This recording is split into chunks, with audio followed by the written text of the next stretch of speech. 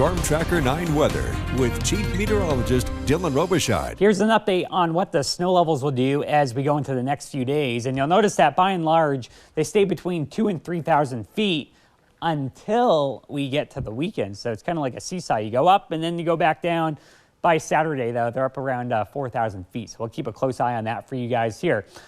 So a few things to note. Heavy snow. Snow levels about 3,000 feet, closer to 2,500 feet, I think, tonight going into tomorrow. Worst travel Wednesday night going into Thursday, 10 to 15 inches of snow for Santiam Pass and Willamette Pass. And I do think that some of the higher peaks, we could be eyeballing 2 to 3 feet easily when all is said and done. So a very active pattern. Again, you can see the red barbs on the map. That's actually where the jet stream is.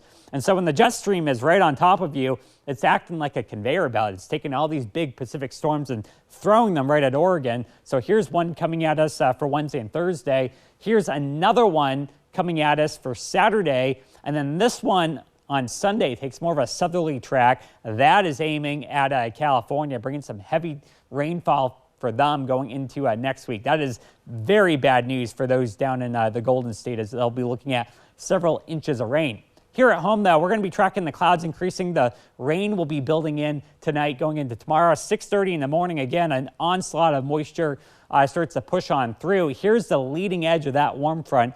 Right behind that will come the wind and also some periods of heavy rain as well. 9:30, again, we're really getting that heavy band of rain. And then as we go towards 12:30, I'm not saying that we get a dry afternoon, but the rainfall intensity lightens up a little bit going into Wednesday afternoon. And then as we go into Wednesday night, here comes round number 2. You can see the darker colors on the map showing that next storm rolling on in.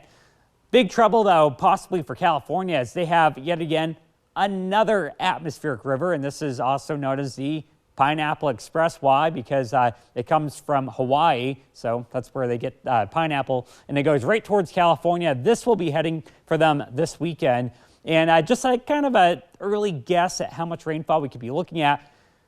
When you start seeing numbers getting over 3 inches, you know you're in trouble. I mean, hopefully that doesn't come true, but if we're seeing totals around 4 to 5 inches this weekend, that's bad news for parts of California. Tonight, though, we drop down to the 30s. Again, a chill inland, but then from Newport down to North Bend, we're looking at temperatures in the 40s. And then for tomorrow afternoon, we'll be looking at highs mostly in the 40s and 50s. Now, as we get a look at the weekend, looks like Saturday is probably the rainier of the 2 days. So Sunday's probably the choice day to get out and about if you are trying to get outside this weekend. Umpqua Basin, temperatures start warming on up. We're up to near 60 by Sunday, Monday, and Tuesday. And then across the mountain passes, we go from a 2,500-foot freezing level up to 4,000 feet by Saturday. And then in the valley, we're tracking temperatures in the 40s, warming to the 50s by early next week. Definitely see a lot of cars driving by, slowing down, looking at them.